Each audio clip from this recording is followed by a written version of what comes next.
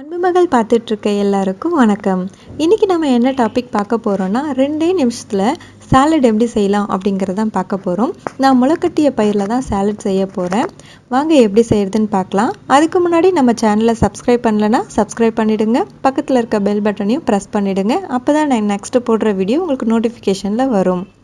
நான் சாலட் செய்யறதுக்கு பாசிப்பருப்பு எடுத்திருக்கேன். பாசிப்பருப்பை ஃபஸ்ட்டே நல்லா கழுவிட்டு நல்ல தண்ணியில் ஊற வைக்க போகிறேன். நான் நைட்டு 7 மணிக்கே ஊற வைக்கிறேன்.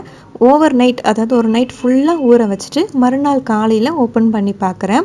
நல்லா ஊறி போயிட்டு கொஞ்சம் தண்ணி எக்ஸ்ட்ராவே இருக்குது. இந்த மாதிரி நல்லா ஊறி இருந்தது அப்படின்னா தான் உங்களுக்கு முளை சீக்கிரமாகவே முளை விடும். எக்ஸ்ட்ரா இருக்க தண்ணியை வடிகட்டுறதுக்கு நான் ஒரு கிளாத் எடுத்துட்டு அதில் நான் வடிகட்டுறேன். இந்த மாதிரி வடிகட்டிட்டு அந்த துணி இருக்குல்ல, காட்டன் துணியாக எடுத்துக்கோங்க. ஒரு நாட் போட்டுட்டு டேப்பில் கட்டி தொங்க விட்டுருங்க.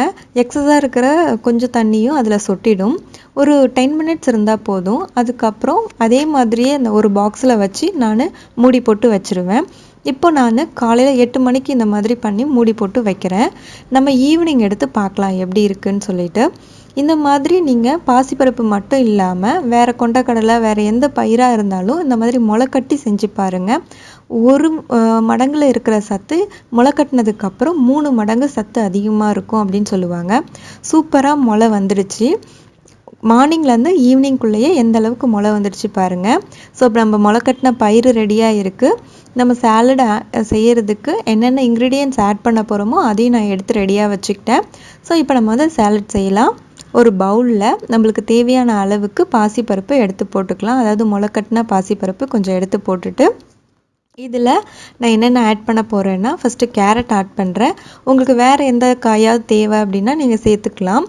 தக்காளி அப்படி இல்லைன்னா வெள்ளரிக்காய் அதெல்லாம் கூட ஆட் பண்ணிக்கலாம். நான் இருக்கிறத வச்சு சிம்பிளாக செய்கிறேன்.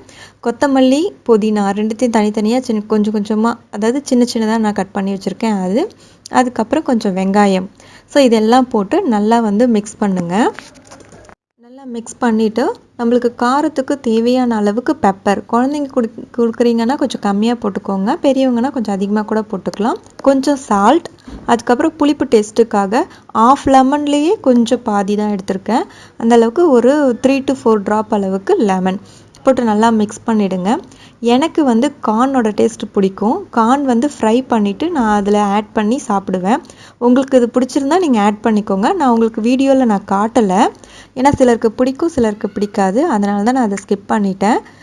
ஸோ நம்மளோட சாலட் சூப்பராக ரெடி ஆகிடுச்சு. நீங்கள் செஞ்சு சாப்பிட்டு பாருங்கள். 2 நிமிஷத்தில் சூப்பராக செஞ்சிடலாம். இருப்பதை வைத்து இன்பமாக வாழலாம். தேங்க்யூ.